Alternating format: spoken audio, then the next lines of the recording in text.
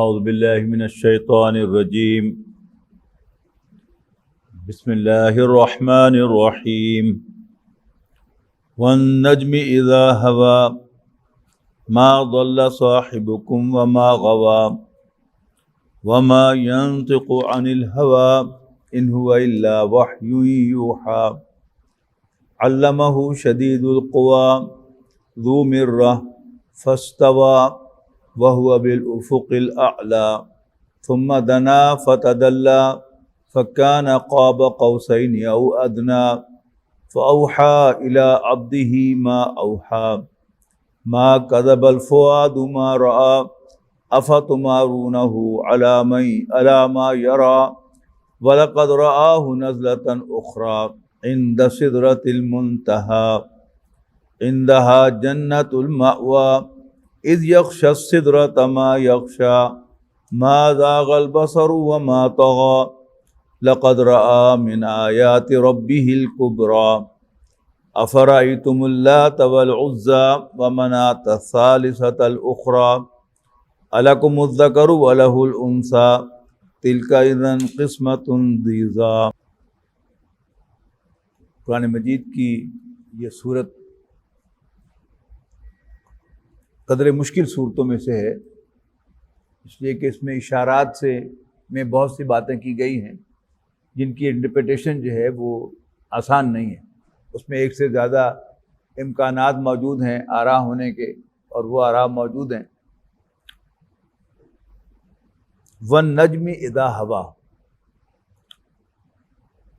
تارے کی قسم، نجم تارے کو کہتے ہیں، اذا ہوا جب وہ گرے، یعنی ستاروں کا کسی چیز کا اپنے لیول سے نیچے آنا، یا ستاروں کا گم ہونا، یا ستاروں کا غروب ہونا، اس کے لیے لفظ استعمال ہوا ہے۔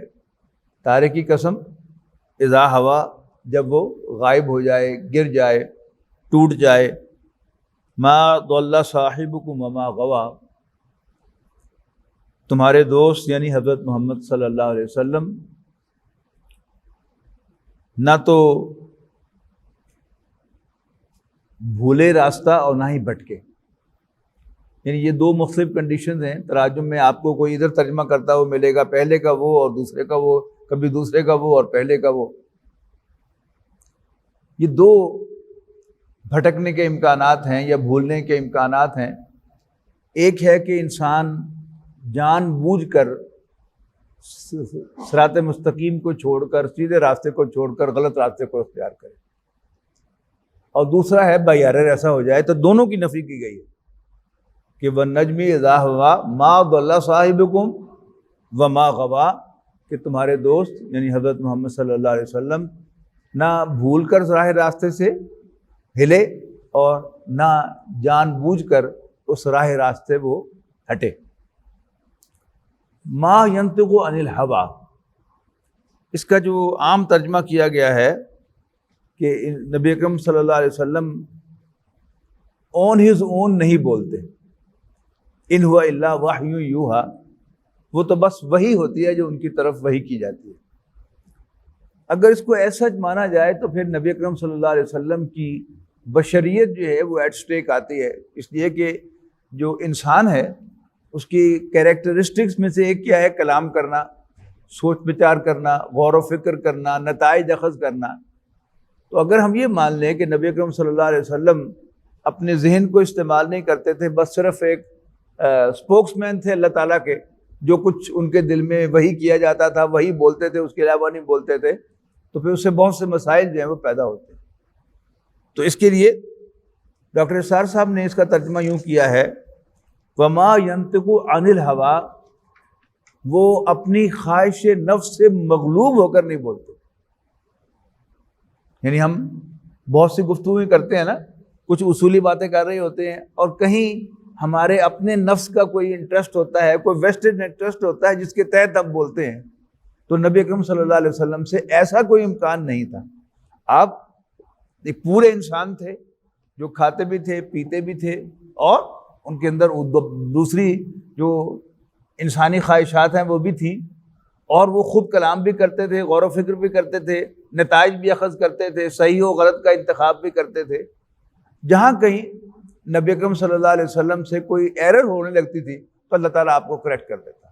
ایسا نہیں ہے کہ آپ خود غور و فکر کرتے ہی نہیں تھے اور پیچھے سے ڈکٹیشن لیے چلے جا رہے تھے اور اسی کو آپ اپنی زبان سے بیان کر رہے تھے، ایسا ہرگز نہیں۔ ان ہوا الا وحی یوحا، یہ قرآن مجید جب اس کے بارے میں کہا جا رہا ہے کہ یہ تو ایک وحی ہے کہ جو ان کی طرف بھیجی جا رہی ہے، ان کو وحی کی جا رہی ہے۔ علمہ شدید القوا، اب قرآن مجید کے بارے میں یہ کہا جا رہا ہے کہ قرآن نبی اکرم صلی اللہ علیہ وسلم کو تعلیم دیا ہے ایک زبردست طاقت والے نے، یعنی جبرائیل علیہ السلام نے۔ ذو مرۃ فاستویٰ، جو طاقتور ہے اور پھر وہ نظر آیا، یعنی سیدھا ہوا۔ نارملی جب وحی آتی تھی تو وہ نبی اکرم صلی اللہ علیہ وسلم پر، بلکہ نارملی جب بھی وحی قرآن آتی تھی، یاد رکھیے گا، تو وہ حضرت جبرائیل علیہ السلام کو لکھا ہوا کاغذ آپ کو نہیں لا کے دیتے تھے، بلکہ جس طرح، یعنی صرف سمجھانے کے لیے کہہ رہا ہوں، یعنی یہ تو ہماری بنائی ہوئی چیزیں ہیں کہ جن میں یہ چیز ہم خود ایکسپیرینس کرتے ہیں کہ جو الیکٹرانک میل آتی ہے وہ ڈائریکٹ ہمارے کمپیوٹر میں آ کے پہلے ڈاؤن لوڈ ہوتی ہے اور پھر ہم اس کو کھول کے پڑھتے ہیں۔ تو قرآن مجید بھی نبی اکرم صلی اللہ علیہ وسلم کے قلب پر براہ راست نازل ہوتا تھا، اور حضرت جبرائیل علیہ السلام پوری ایک فوج کے ساتھ فرشتوں کی اس کی حفاظت کے لیے ساتھ آتے تھے کہ درمیان میں جنات اس کو ہیک نہ کر سکے۔ یعنی جو قریب ترین آپ کے لیے انڈرسٹینڈیبل اصطلاحات ہے اس میں آپ کو سمجھانے کی کوشش کر رہا ہوں کہ ایسا نہیں تھا کہ وہ ایک کاغذ کا ٹکڑا لے کے آتے تھے اور وہ آپ کو آ کر دیتے تھے۔ اس کے مقابلے میں تورات کو آپ دیکھیے گا، تورات باقاعدہ پتھر کی تختیوں پر لکھی ہوئی تھی، جیسے ریزڈ ورڈ میں کوئی چیز لکھی ہوتی ہے اس طرح تھی، اور وہ حضرت موسیٰ علیہ السلام کو کوہ عطا کی گئی تھی۔ قرآن مجید ایسا نہیں ہے۔ قرآن مجید آپ کے قلب پر براہ راست نازل ہوتا تھا اور پھر اپنے قلب سے آپ اسے پڑھتے تھے، اس کی تلاوت کرتے تھے۔ تو جبرائیل علیہ السلام کو یہ کہا گیا کہ تعلیم دی ہے اس کو اس کی ایک طاقت والے نے، اور ہر رمضان میں جتنا بھی قرآن نازل ہوا ہوتا تھا تو جبرائیل علیہ السلام آ کر نبی اکرم صلی اللہ علیہ وسلم سے اس کا دور کرتے تھے، اور جو آخری رمضان آیا ہے آپ کی حیات طیبہ میں، اس میں 2 مرتبہ قرآن مجید کا دور کیا گیا ہے۔ تو یہاں ان کی ٹیچر کی حیثیت ہے۔ ذو مرۃ، طاقتور نے، جو طاقت والا تھا، فاستویٰ، وہ سیدھا ہوا۔ یہ کیا ہے کہ نارملی نبی اکرم صلی اللہ علیہ وسلم تو قرآن مجید کے ساتھ یوں آتے تھے، لیکن اکثر جو ہے وہ انسانی شکل میں نبی اکرم صلی اللہ علیہ وسلم کے پاس آتے تھے، تو وہ انسانی شکل جو تھی وہ اکثر حضرت دحیہ کلبی رضی اللہ تعالیٰ عنہ کی شکل ہوتی تھی، ایک حضور کے بڑے نوجوان خوبصورت صحابی ہیں، ان کی شکل میں وہ آتے تھے پھر نبی اکرم صلی اللہ علیہ وسلم کی تشریف آوری حدیث جبرائیل میں جو آئی ہے کہ نبی اکرم صلی اللہ علیہ وسلم صحابہ کرام کی محفل میں بیٹھے ہوئے تھے کہ اچانک ایک شخص آیا کہ جس نے بالکل سفید کپڑے پہنے ہوئے تھے، ان پر کوئی گرد نہیں تھا، جس سے محسوس ہوتا تھا کہ شاید یہ ساتھ والی گلی سے اٹھ کر آیا ہے، اس لیے کہ ظاہر ہے کہ ایئر کنڈیشن گاڑیاں تو اس وقت نہیں تھیں، اگر وہ دور سے آتا، خواہ پیدل آتا یا سواری پر آتا، اس کے کپڑوں پر گرد ہوتی، اس کے کپڑوں پر کوئی گرد نہیں تھی، اور ہم میں سے کوئی جانتا نہیں تھا، اس کا مطلب تھا کہ وہ باہر سے آیا ہے۔ اور وہ آیا، آ کے سیدھا یعنی صفیں چیرتا ہوا نبی اکرم صلی اللہ علیہ وسلم کے بالکل سامنے آ کے بیٹھ گیا، اور اپنے گھٹنے نبی اکرم صلی اللہ علیہ وسلم کے گھٹنوں کے ساتھ جوڑ لیے، اور ہاتھ بھی گھٹنوں کے اوپر رکھ دیے، اور پھر اس نے کہا یا محمد۔ سٹائل بھی بڑا عجیب اختیار کیا کہ نبی اکرم صلی اللہ علیہ وسلم پر ایمان لانے کے بعد آپ کے کسی چچا نے، نہ حضرت عباس نے، نہ حضرت حمزہ نے حضور صلی اللہ علیہ وسلم کو یا محمد کہہ کر نہیں بلایا، یا رسول اللہ کہہ کر بلایا۔ آپ کی ازواج نے بھی آپ کو یا رسول اللہ، یا نبی اللہ، یا تذکرہ بھی کیا ہے، قال رسول اللہ صلی اللہ علیہ وسلم، سمیعت رسول اللہ صلی اللہ علیہ وسلم، کہ اللہ کے رسول نے یوں فرمایا، یا میں نے اللہ کے رسول کو یہ فرماتے ہوئے سنا، احادیث میں ایسے ذکر آتا ہے۔ لیکن اس شخص نے آ کر کیا کیا؟ یا محمد کہہ کر بلایا۔ پھر سوال پوچھا اسلام کیا ہے، آپ نے جواب دیا، اس نے کہا صدقتا، آپ ٹھیک کہہ رہے ہیں۔ تو حضرت عمر اس کی روایت کرتے ہیں کہ ہم بڑے پریشان تھے کہ عجیب آدمی ہے، یسألہ ویصدقہ، کہ آپ سے سوال بھی پوچھتا ہے اور پھر تصدیق بھی کرتا ہے، یو آر رائٹ، جیسے استاد جو ہے وہ تصدیق کرتا ہے، تو یہاں سے بھی حضرت جبرائیل علیہ السلام کا وہ استاد ہونا جو ہے وہ ثابت ہو گیا۔ پھر دوسرا سوال کیا، پھر کہا صدقتا، تیسرا سوال پوچھا، وہ بھی کہا پھر صدقتا۔ تو یسألہ ویصدقہ، کہ سوال بھی کرتا ہے اور اس کو ٹھیک بھی قرار دیتا ہے۔ تو یہاں بھی کیا تھا، حضرت جبرائیل علیہ السلام انسانی شکل میں آئے تھے۔ 2 مرتبہ حضرت جبرائیل کو نبی اکرم صلی اللہ علیہ وسلم نے ان کی اصلی شکل میں دیکھا ہے۔ فترت کہتے ہیں انٹرپشن کو، فترت وحی، یعنی ایک تو پہلی فترت ہے نا کہ فترت وحی کہلاتا ہے، حضرت عیسیٰ علیہ السلام اور نبی اکرم صلی اللہ علیہ وسلم کے درمیان 600 سال کا فصل ہے کہ جب کوئی وحی نہیں آئی۔ اس کے بعد وحی کا آغاز ہو گیا اور نبی اکرم صلی اللہ علیہ وسلم بڑے پریشان تھے، یعنی کہ ایکسپیرینس تھا، ایک امیزنگ ایکسپیرینس، اور بڑے پریشان تھے کہ یہ ایکسپیرینس پھر ہونا چاہیے۔ ایسے نا کہ آپ کوئی بڑا خوبصورت سین دیکھیں پھر دیکھنے کو جی چاہتا ہے، آپ کو بڑا ڈیلیشیس فوڈ کھائیں پھر کھانے کو جی چاہتا ہے۔ تو نبی اکرم صلی اللہ علیہ وسلم کے لیے وہ ایک بڑا امیزنگ ایکسپیرینس تھا اور جی چاہتا تھا کہ پھر ہو۔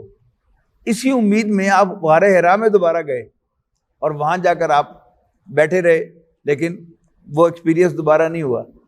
تو جبل نور سے آپ نیچے اتر رہے تھے غار حرا سے، تو آپ کو آواز آئی یا محمد، آپ نے ادھر ادھر دیکھا کوئی نہیں تھا، آپ پھر چل پڑے، یوں ہی چلے پھر آواز آئی یا محمد، آپ نے پھر ادھر ادھر دیکھا کوئی نہیں تھا، آپ پھر چلنے لگے، پھر آواز آئی یا محمد۔ تو آپ نے یعنی ذہن میں رکھیے گا آپ پہاڑ سے نیچے اتر رہے ہیں، تو پہاڑ سے جب نیچے اتر رہے ہیں تو آپ کی نظر جو ہے وہ نیچے ہوتی ہے۔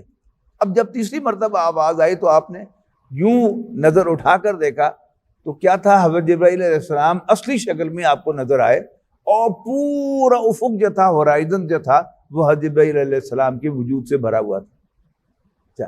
اب جو باقی شکلیں ہیں، کبھی آپ ویزیبل نہیں ہیں اور کبھی آپ انسانی شکل میں ویزیبل ہیں، تو یہ اصلی شکلیں تو نہیں ہیں۔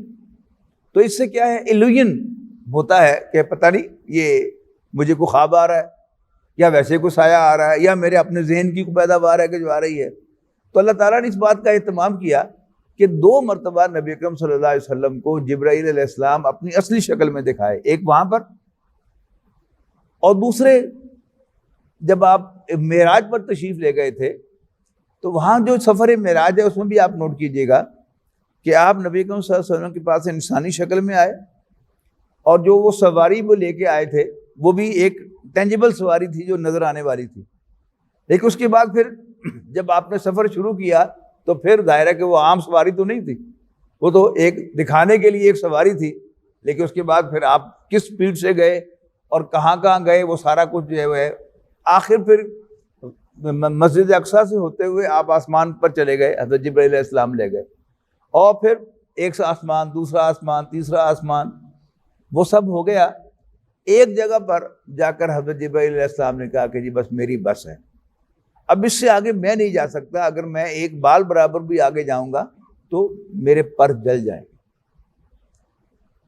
یہاں حضرت جبرائیل علیہ السلام پھر نبی اکرم صلی اللہ علیہ وسلم کے سامنے اپنی اصلی شکل میں آئے، اور اس سے وہ جو تھا کہ وہ جو مجھ سے آ کے باتیں کرتا ہے اور جو میرے خیال میں آتا ہے وہ یہی شخص ہے، تو اس پہ اطمینان ہو گیا۔ جیسے ایک ہے کہ آپ کوئی شخص آپ کو ٹیلی فون پر کال کرتا رہتا ہے، آپ سے باتیں کرتا رہتا ہے، لیکن آپ کو ایک تجسس ضرور رہے گا کہ ہے کون یہ۔ ایک دفعہ آپ کی ملاقات اس سے بالمشافہ ہو جائے گی، اب جب آن ورڈ ملاقاتیں ہوں گی اور فون پر گفتگویں ہوں گی تو you will be more certain کہ آپ کے ذہن میں وہ شکل ہوگی، وہ چہرہ ہوگا کہ میں اس سے بات کر رہا ہوں۔ جیسے کوئی بھی آپ کا ملنے والا جب کال کرتا ہے تو آپ کے سامنے فزیکلی تو موجود نہیں ہوتا، لیکن آپ کے امیجینیشن کے اندر بات آپ زبان اور کان سے کر رہے ہوتے ہیں، لیکن آپ کے امیجینیشن میں اس کی اصلی شکل ہوتی ہے۔ تو اللہ تعالیٰ نے نبی اکرم صلی اللہ علیہ وسلم کو حضرت جبرائیل علیہ السلام اصلی شکل میں بھی دکھائے تاکہ وہ جو کنفیوژن ہے درمیان کا وہ دور ہو جائے کہ یس ہی از اے پرسن، ایک پرسونیفائڈ بینگ ہے کہ جس کی اصل شکل یہ ہے لیکن حکمت کے تحت اور آسانی کے لیے نبی اکرم صلی اللہ علیہ وسلم کی ان کو عام حالات میں اس شکل میں نہیں لایا جاتا. وَهُوَ بِالْأُفُقِ الْأَعْلَىٰ، اور وہ ہائر ہورائزن پر تھا. ثُمَّ دَنَا فَتَدَلَّىٰ، پھر وہ قریب آیا. اب یہ ذکر جو ہے یہ آسمان کا ذکر ہے. فَكَانَ قَابَ قَوْسَيْنِ أَوْ أَدْنَىٰ، اور پھر وہ 2 کمانوں کا فاصلہ رہ گیا. یعنی یہ کیا ہے؟ یہ عربی کا محاورہ ہے انتہائی قریب ہونے کے لیے. اچھا، اب یہ جو محاورے ہوتے ہیں نا، یہ ہر زبان کے اور ہر علاقے کے اپنے اپنے ہوتے ہیں. مثلا ایک شہر کا آدمی جو ہے وہ کیسے بتائے گا فاصلہ؟ Just 1 kilometre. لیکن ایک دیہاتی جو ہے کیسے فاصلہ بتائے گا؟ بس 1 مربع، 4 پہلیاں. اب اس کو جو دیہات کا آدمی ہے وہ فوراً سمجھ جاتا ہے کہ یہ کیا کہہ رہا ہے، جبکہ ایک شہر کا آدمی وہ منہ دیکھے گا 4 پہلیاں کا کی مطلب ہے.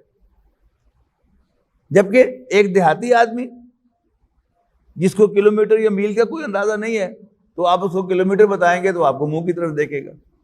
تو یہ عربی کا ایک محاورہ ہے کہ 2 کمان کا فاصلہ، یعنی ویری نیئر، کہ جس میں انسان کو کنفیوژن کا کوئی امکان نہ رہے. او ادنا، بلکہ اس سے بھی کم. فاوحى الى عبده، پھر انہوں نے اپنے بندے پر، اللہ نے اپنے بندے پر وحی کی. ما اوحا، جو بھی وحی کی. اب کیا ہے کہ حضرت جبرائیل علیہ السلام قریب آئے، لیکن وحی کس نے کی؟ وحی اللہ نے کی اپنے بندے پر. حضرت جبرائیل کے بندے تو نہیں ہیں نا آپ، یعنی حضرت جبرائیل کو دکھا کر اور پھر وہی نبی اکرم صلی اللہ علیہ وسلم کے قلب پر نازل کی. ما کذب الفؤاد ما رأى،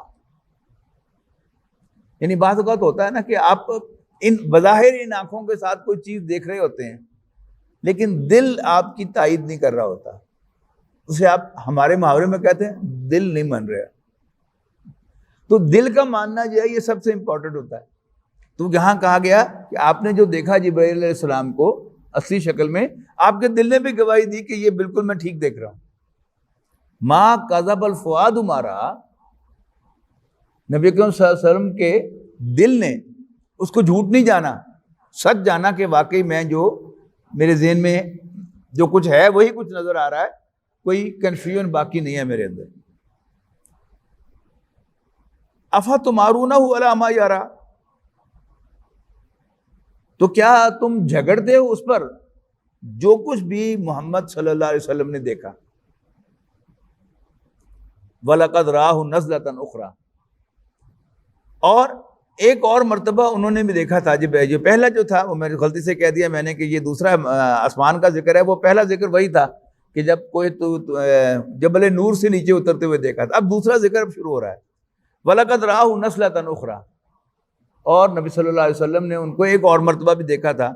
کہاں دیکھا تھا؟ عند سدرۃ المنتہا، سدرۃ المنتہا کے پاس. عندہا جنت الماوا، جس کے پاس جنت ہے رہنے کی.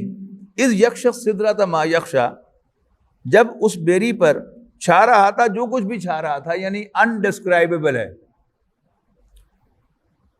ما زاغ البصر وما طغی، نبی اکرم صلی اللہ علیہ وسلم کی نگاہ نہ تو اس کی طرف مائل ہوئی اور نہ حد سے گزری. پھر وہی بات اس کو سرٹینٹی کے لیے بتایا جا رہا ہے کہ اس نے ایگزیکٹلی جیسا تھا ویسا ہی اس کو فیل کیا. یعنی ان کی آنکھ اور ان کے مائنڈ کے درمیان جو ہے ہوموجینٹی تھی، وہ جو کچھ دیکھ رہے تھے وہی فیل کر رہے تھے. لقد رأى من آیات ربہ الکبریٰ، تو نبی اکرم صلی اللہ علیہ وسلم نے اپنے رب کی بڑی بڑی نشانیوں کو دیکھا.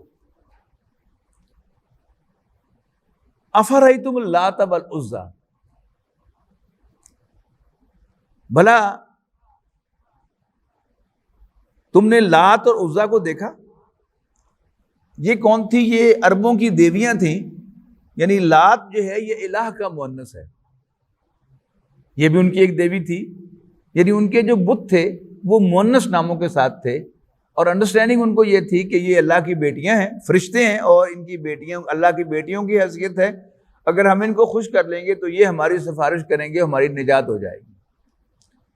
اب اس کا ذکر ہو رہا ہے کہ افرأیتم اللات والعزی، کیا تم نے کبھی غور کیا، دیکھا لات اور عزیٰ کو، ومناۃ الثالثۃ الاخری، اور ایک تیسری، وہ کیا ہے؟ وہ منات ہے، یہ منان کا مؤنث ہے، یعنی اللہ تعالیٰ ہی کی صفات، الہ، عزیز، بالادست، اس کا عزیٰ ہو گیا، الہ کا لات ہو گیا، اور منان کا منات ہو گیا، احسان کرنے والا۔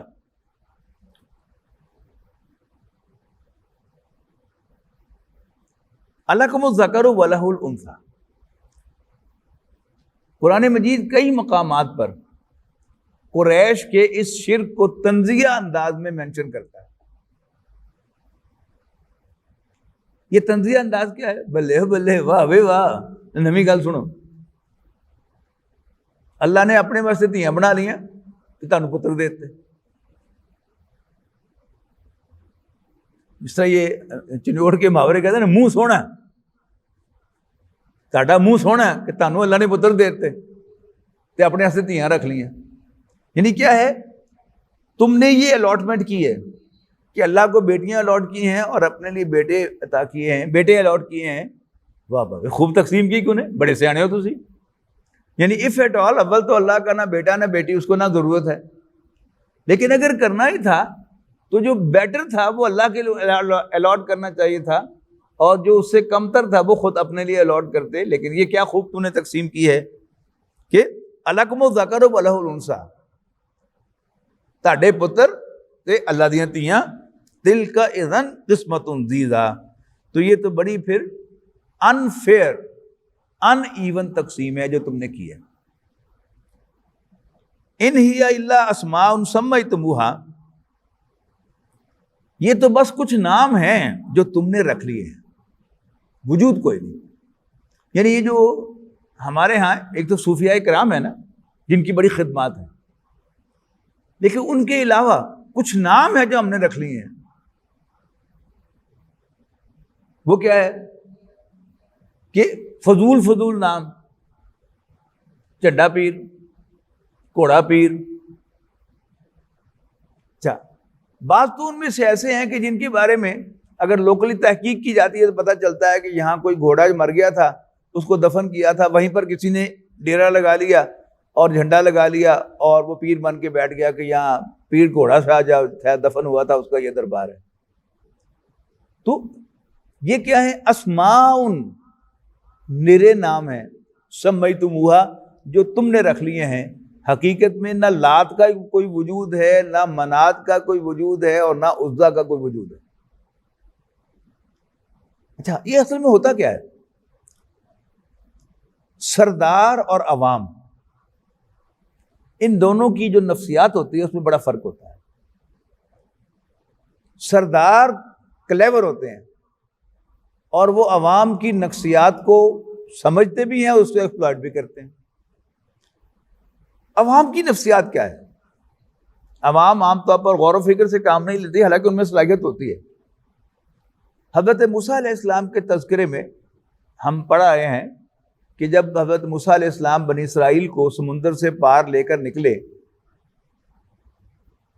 تو ان کا گزر ایک ایسی قوم سے ہوا، قوم کے پاس سے ہوا کہ جو بتوں کی پوجا کر رہے تھے۔ اب بنی اسرائیل کے جو عوام تھے انہوں نے موسیٰ علیہ السلام سے کیا کہا؟ موسیٰ، ہمارے لیے بھی ایسا کوئی خدا بناؤ نا، کما لہم آلیہ، جیسے ان کے خدا ہے۔ وہاں حضرت موسیٰ علیہ السلام کو بڑا غصہ آیا، انہوں نے کہا پھٹے منہ تاڑے، اللہ کے تم پر اتنے احسانات، اور پھر تم مجھ سے اب تقاضا کر رہے ہو کہ میں بھی تمہیں اللہ کا کوئی بت بنا کر دوں۔ لیکن ایسا ہوا کیوں؟ اس کو علامہ اقبال نے شکوہ کے اندر ایک شعر میں سمویا ہے، خوگرے پیکرے محسوس تھی انسان کی نظر، اور بن دیکھے، پھر دوسرا مصرع مجھے بھول رہا ہے، بغیر دیکھے بھلا اللہ کو کوئی مانتا کیسے؟ لیکن ہم نے، مسلمانوں نے، تیرے نام کو دشت و دشت ہیں دریا بھی نہ چھوڑے، ہم نے بحر ظلمات میں دوڑا دیے گھوڑے ہم نے۔ ہم تو جیتے تھے کہ دنیا میں تیرا نام رہے، کہیں ممکن ہے کہ ساقی نہ رہے جام رہے. یعنی یہ جو نفسیات ہے اس کے تحت کہ تو نظر نہیں آتا تھا، لیکن مسلمانوں نے تیرے کارندوں کی حیثیت سے، تیرے غلاموں کی حیثیت سے تیرے نام کو لے کر ہم گئے اور ہم نے دنیا کی ایک بڑی عظیم تعداد کو تیرا ماننے والا بنا لیا. لیکن ایک بڑی بات مان کر بھی وہ اندر حس برقرار رہتی ہے، اور اگر کوئی اس حس کو ایکسپلائٹ کر لے تو پھر مسلمان بھی بیوقوف بن جاتا ہے اور غیر مسلم بھی بیوقوف بن جاتا ہے. تو یہاں کیا فرمایا گیا کہ پہلے فرمایا کہ تم نے یہ جو بیٹے بیٹیوں کی تقسیم کی ہے یہ بڑی انفیئر ہے، اور یہ جو تم نے بت بنائے ہیں یہ میرے نام ہیں جو تم نے رکھ لیے ہیں. انتم و آباؤکم، تم نے بھی اور تمہارے آباء و اجداد نے بھی، ما انزل اللہ بہا من سلطان، اللہ نے ان کے لیے کوئی اتھارٹی، کوئی دلیل، کوئی آرگومنٹ نازل نہیں کیا. ان یتبعون الا الظن، وہ صرف گمان کی پیروی کر رہے ہیں. وما تہوی الانفس، اور جو کچھ ان کے نفوس ان کو سجھا رہے ہیں وہی کچھ کہہ رہے ہیں. وہ جو میں نے آغاز میں کہا تھا نا کہ ایک کیا ہوتا ہے کہ آپ اپنے ویسٹڈ انٹرسٹ کی بنیاد پر کوئی بات بنا کر پیش کر رہے ہوتے ہیں. تو ان کو کیا تھا، اللہ تعالیٰ نے فرمایا کہ ان کے نفوس نے انہیں یہ بات سمجھائی تھی کہ اس طرح کوئی مؤنث نام رکھو، ان کے بت بنا لو، اور لوگ جو ہیں وہ بھاگ بھاگ کے ان کے سامنے سجدہ کریں گے اور پھر اللہ تعالیٰ جو ہے پسے پش چلا جائے گا. وَلَقَدْ جَاءَهُم مِّن رَبِّهِمُ الْهُدَىٰ، اور ان کے پاس ان کے رب کی طرف سے ہدایت آ گئی ہے، یعنی قرآن مجید آ گیا ہے. ام للانسان ما تمنا، کیا انسان کو اس کی خواہش کے تحت ملے گا کہ جس کی وہ خواہش کرے گا وہ اس کو مل جائے گا؟ کوئی جنت چاہے گا تو جنت مل جائے گی، اور جہنم چاہے گا تو جہنم مل جائے گی؟ نو. فَلِلَّهِ الْآخِرَةُ وَالْأُولَىٰ، آخرت اور دنیا، پہلی اور آخری جو زندگی ہے یہ سب اللہ کے اختیار میں ہیں. وَكَم مِّن مَلَكٍ فِي السَّمَاوَاتِ لَا تُغْنِي شَفَاعَتُهُمْ شَيْئًا إِلَّا مِن بَعْدِ أَن يَأْذَنَ اللَّهُ لِمَن يَشَاءُ وَيَرْضَىٰ. اور کتنے ہی فرشتے ہیں آسمانوں پر کہ جن کی سفارش کچھ بھی فائدہ نہیں دیتی مگر اس کے حق میں، بلکہ اس کی جس کو اللہ اجازت دے، اور جس کے حق میں اللہ تعالیٰ چاہے اور جس سے اللہ راضی ہو. یہ کیا ہے کہ قرآن مجید کبھی تو سفارش کی مطلقاً نفی کرتا ہے، لیکن ایک سے زائد مقامات پر نفی کرنے کے بعد اس کا اس بات کرتا ہے. اور وہ اس بات کیا ہے؟ اس کی موٹی مثال آیت الکرسی ہے. پہلے کیٹیگوریکلی کہہ دیا کہ من ذا الذی یشفع عندہ الا باذنہ، کہ کون ہے جو اس کے سامنے سفارش کرے، ساتھ ہی ایکسیپشن دے دی الا باذنہ، مگر اس کی اجازت سے. یہاں بھی وہی ہے کہ اگر سفارش کرنے والا اجازت لے کر سفارش کرتا ہے تو اس کی سفارش کی کوئی خاص ویلیو نہیں ہوتی. لیکن اگر آپ کا سفارشی جو ہے وہ جائے اور بغیر اجازت لیے اندر داخل ہو جائے اور بغیر پوچھے جو ہے گفتگو شروع کر دے، تو اس کا مطلب کیا ہے کہ وہ تکڑا سفارشی ہے. اچھا، دوسری بات کیا ہے؟ آیت الکرسی میں یہ بیان ہو گئی ہے کہ دوسرا انداز کیا ہے کہ کوئی شخص جا کر کسی افسر کو، کسی جج کو یہ بتائے جا کر کہ جو فائل جو آپ کو بتا رہی ہے یہ درست نہیں ہے، میں چشمدید گواہ ہوں کہ معاملہ یوں نہیں ہوا تھا. اب کون ہے جو اللہ تعالیٰ کو جا کر پڑھا سکے کہ تیرا علم جو ہے وہ کم ہے، میرا علم زیادہ ہے؟ تو وہاں فرما دیا یعلم ما بین ایدیہم وما خلفہم، اللہ تعالیٰ جانتا ہے جو کچھ ان کے سامنے ہے اور اس کو بھی جانتا ہے جو ان کے پیچھے ہے. تو ختم ہوگی باقی کہانی. اب یہاں جو دوسری وضاحت ہے، کس کے لیے سفارش کریں گے؟ وہ لمن یشاء، جس کے لیے اللہ چاہے گا، ویرضا، اور جس کے لیے اللہ راضی ہوگا. یہ کیا ہے؟ یہ سفارش کا کانسیپٹ ہے کہ اللہ تعالیٰ اپنے نیک بندوں کو، اپنے چنے ہوئے بندوں کو قیامت کے دن اعزاز بخشنا چاہے گا کہ ان کی سفارش سے بہت سے لوگوں کی مغفرت کرے گا. فیصلہ اللہ تعالیٰ ہی کا ہوگا، لیکن شو ایسا کیا جائے گا کہ جیسے فلانے نے سفارش کی ہے تو اس کی مغفرت ہو گئی ہے، ان کا اعزاز ہو جائے گا اور کام وہی ہوگا جو اللہ نے چاہا۔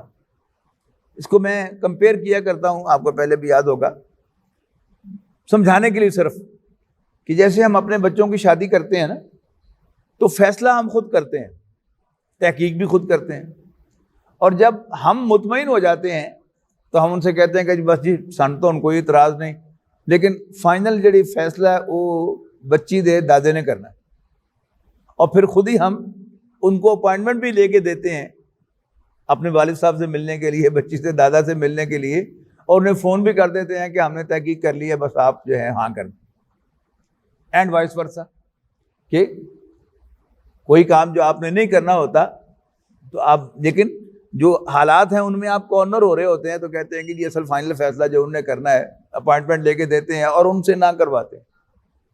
تو کچھ ایسا ہی معاملہ معلوم ہوتا ہے کہ اللہ تعالیٰ جو ہے وہ انسانوں کے اس انجام کا کرے گا کہ فیصلے اللہ تعالیٰ ہی کے ہوں گے، وہ جسے چاہے گا معاف کر دے گا، جسے چاہے گا سزا دے گا، لیکن جن کو وہ معاف کرے گا اس میں اللہ تعالیٰ اپنے نیک بندوں، چنے ہوئے بندوں کو بھی عزت بخشنا چاہے گا۔ وَكَمْ مِن مَلَكٍ فِي السَّمَاوَاتِ لَا، یہاں فرشتوں کا ذکر کیوں کیا گیا؟ اس لیے کہ یہاں پیچھے سیاق و سباق میں فرشتوں کا ذکر آ رہا ہے، اور قریش کا جو تصور تھا کہ یہ اللہ کی بیٹیاں ہیں اور یہ ہمیں بخشوا لیں گی، اس کی نفی کی جا رہی ہے کہ یہ تمہاری عبادت کی بنیاد پر نہیں تمہاری سفارش کریں گے، ہاں جس کے حق میں اللہ تعالیٰ اجازت دے گا ان کو، اور جن سے اللہ راضی ہوگا ان کے حق میں اجازت دے گا، تب وہ سفارش کریں گے۔ ان الذین لا یؤمنون بالآخرۃ لیسمون الملائکۃ تسمیۃ الانثی، یقیناً وہ لوگ جو آخرت پر ایمان نہیں رکھتے وہ فرشتوں کو خدا کی بیٹیوں کے نام سے موسوم کرتے ہیں۔ وما لہم بہ من علم، حقیقت یہ ہے کہ انہیں کوئی علم نہیں ہے، اٹکل کے تیر چلا رہے ہیں، ہوا میں تیر چلا رہے ہیں صرف وہ۔ ان یتبعون الا الظن، وہ صرف گمان کی پیروی کرتے ہیں۔ وَإِنَّ الظَّنَّ لَا يُغْنِي مِنَ الْحَقِّ شَيْئًا، اور گمان یقین کے مقابلے میں کچھ بھی کام نہیں آتا۔ فَأَعْرِضْ مَن تَوَلَّىٰ، اب حضور صلی اللہ علیہ وسلم سے خطاب ہے، تو آپ ہماری یاد سے گو گردانی کرنے والوں کو نظر انداز کر دیں۔ آپ بھی منہ پھیر لیں ان لوگوں سے کہ جو منہ موڑتے ہیں میری ہدایت سے، ان ذکرنا، ہماری نصیحت، ہماری یاد سے، ولم یرد الا الحیات الدنیا، اور وہ صرف دنیاوی زندگی کا فائدہ چاہتے ہیں۔ ذالک مبلغہم من العلم،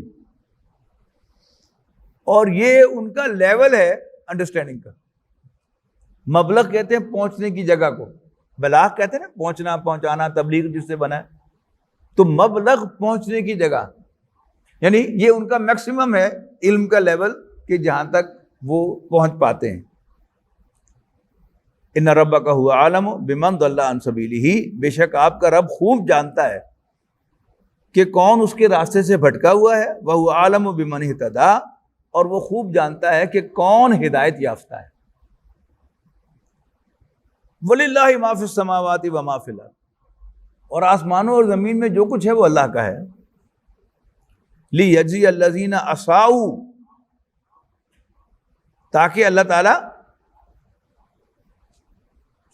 بدلہ دے ان لوگوں کو جو برائیاں کرتے ہیں، بما عملوا، ان کی کرتوتوں کو، وَيَجْزِيَ الَّذِينَ أَحْسَنُوا بِالْحُسْنَى، اور اس کے مقابلے میں جو نیکیاں کرنے والے ہیں ان کو اچھا بدلہ دے، یعنی بروں کو برا بدلہ دے اور اچھوں کو اچھا بدلہ دے۔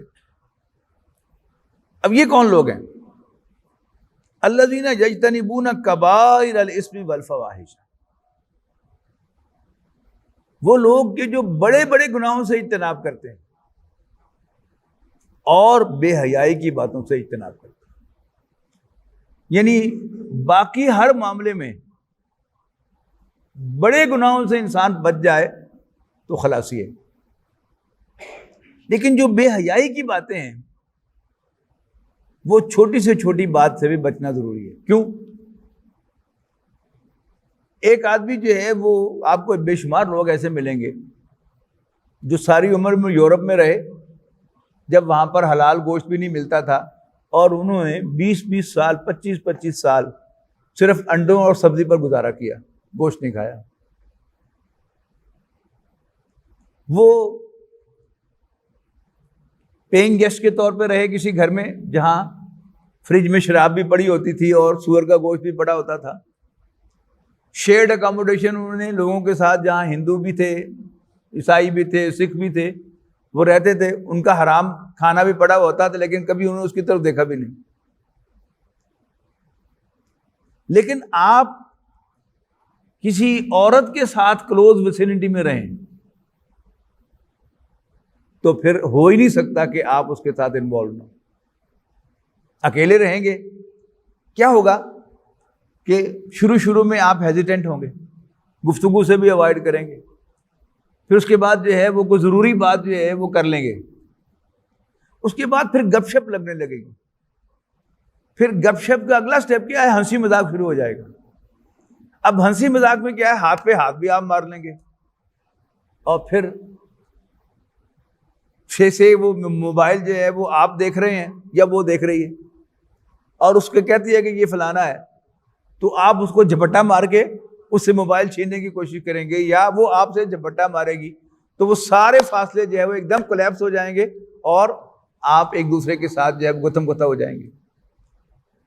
تو جو بے حیائی کے کام ہے اس میں تو قرآن مجید سورہ انعام میں، سورہ اعراف میں ہر جگہ کیا کہتا ہے؟ وَلَا تَقْرَبُوا الْفَوَاحِشَ مَا ظَهَرَ مِنْهَا وَمَا بَطَنَ. فواحش سے، بے حیائی کی باتوں سے اجتناب کرو، خواہ وہ کھلی ہو یا پوشیدہ ہو. بڑا کیٹیگوریکل سٹیٹمنٹ ہے یہ. اور سورہ بنی اسرائیل میں ہم پڑھ آئے ہیں وَلَا تَقْرَبُوا الزِّنَا، زنا کے تو قریب بھی نہ جاؤ، إِنَّهُ كَانَ فَاحِشَةً وَسَاءَ سَبِيلًا، اس لیے کہ وہ بے حیائی ہے اور برا راستہ ہے. تو بے حیائی جو ہے اس پر آپ کو کوئی کنٹرول نہیں ہو سکتا.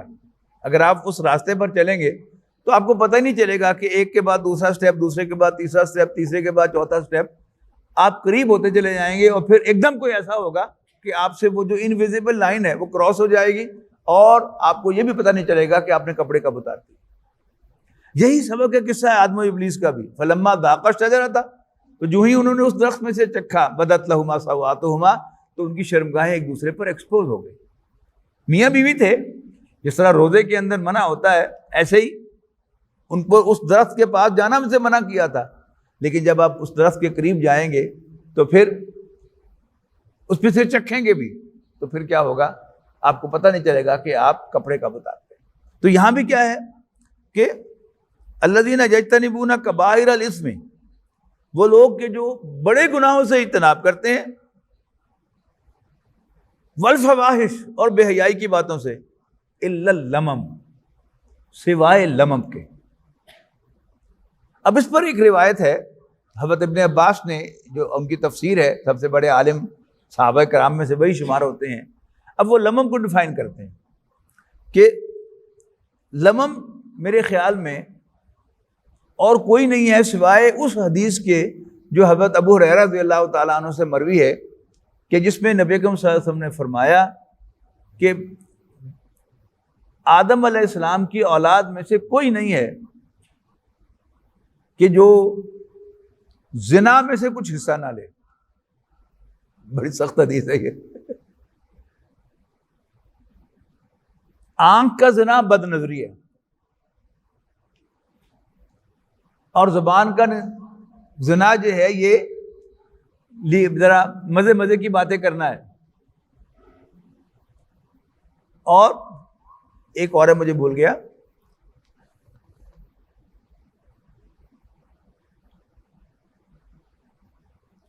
برحال مضمون آپ کی سمجھ میں آ گیا ہے. ہاں آ گیا یار. والنفس تمنا، اور انسان کے نفس میں خواہش پیدا ہوتی ہے. یہ کیا ہے؟ یہ دل کا زنا ہے. اور پھر آخر میں فرمایا آپ نے والفرج یصدقہ او یکذبہ، آپ نے یہ سب کام کیے تو آپ نے کوئی کسر نہیں چھوڑی بدکاری کرنے کی. ہاں اب آپ کی شرمگاہ انوالو ہوئی تو آپ نے تصدیق کر دی اس سارے کی جو آپ زبان سے، آنکھ سے اور دل سے کر رہے تھے. اور اگر آپ نے اوائڈ کر لیا تو گویا آپ کے فرج نے اس کی تصدیق نہیں کی لیکن آپ نے کسر نہیں چھوڑی. اچھا ابھی آگے یہ بڑی زبردست آیت ہے، ان ربک واسع المغفرۃ. یعنی اب یہ غیر ارادی طور پر یہ ساری چیزیں آپ غور کریں، ہم اپنی زندگیوں میں دیکھیں. No matter how pious are we, کیا ہم ان تینوں جو میں نے بتائی ان سے بچے ہوئے ہیں؟ نہیں ہیں. لیکن آگے کیا فرمایا؟ ان ربک واسع المغفرۃ. اللہ تعالیٰ یعنی اگر آپ انٹینشنلی اور ڈیلیبریٹلی یہ نہیں کر رہے تو اللہ تعالیٰ بخشنے والا ہے، اس پر زیادہ پریشان ہونے کی ضرورت نہیں ہے. اچھا آگے فرمایا ہوا عالم بکم، اللہ تمہیں خوب جانتا ہے. اذ انشاکم من الارض، جب اس نے تمہیں زمین سے اگایا تھا. وَإِذْ أَنْتُمْ أَجِنَّةٌ فِي بُطُونِ أُمَّهَاتِكُمْ، اور جب تم ایمبریوز تھے اپنی ماؤں کے پیٹوں میں، اس وقت بھی اللہ تعالیٰ تمہیں دیکھ رہا تھا، تمہیں جانتا تھا. فَلَا تُزَكُّوا أَنفُسَكُمْ، وڈے حاجی نہ بنیا کرو. ڈاکٹر یوسف صاحب اس کو جانتے ہیں، وہ انگریزی میں درس قرآن دیتے تھے میری موٹیویشن پر ہی. اور ظاہر ہے کہ ایک بریگیڈیئر تھے، بیوے تھے، ایکشن کالج کے پڑھے ہوئے تھے، بیوی ان کی بورن امریکن تھی، گھر میں وہ انگریزی بولتے تھے. تو وہ اسلام آباد کے مختلف کالجز میں انگریزی میں درس قرآن دیتے تھے. ایک ان کا درس جو تھا فاؤنڈیشن میڈیکل کالج میں بھی ہوتا تھا. تو ایک لڑکا ان کے پاس آیا، اس نے کہا کہ جی آپ کے دروس میں آنے کے لیے مجھے کوئی موٹیویشن نہیں ہوتی،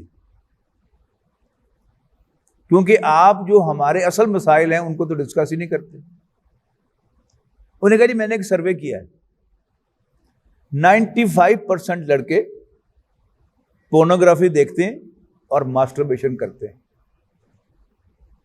اور باقی 5% بھی میرے خیال میں جھوٹ بولتے ہیں. پھر دوہرا رہا ہوں کہ 95% لڑکے پورنوگرافی دیکھتے ہیں اور ماسٹربیشن کرتے ہیں، اور جو 5% وہ بھی وہ ہیں کہ جنہوں نے مانا نہیں، جھوٹ بول رہے ہیں. یہ کیا ہے؟ یہ فیکٹس آف دا لائف ہیں. اگر کوئی دین کا خادم حاجی بن کر لوگوں کے سامنے آئے گا کہ نہیں لا حول ولا قوت، میں تو کبھی، میرے دل میں تو خیال بھی نہیں آیا، وہ جھوٹ کہہ رہا ہے، لہذا اس کی دعوت میں بھی کوئی اثر نہیں ہوگا. اور وہ جو اس لڑکے نے کہا کہ آپ ہمارے مسائل کو تو ڈسکس ہی نہیں کرتے، تو وی ہیو نو انٹرسٹ کہ آپ درس سننے کے لیے آئیں.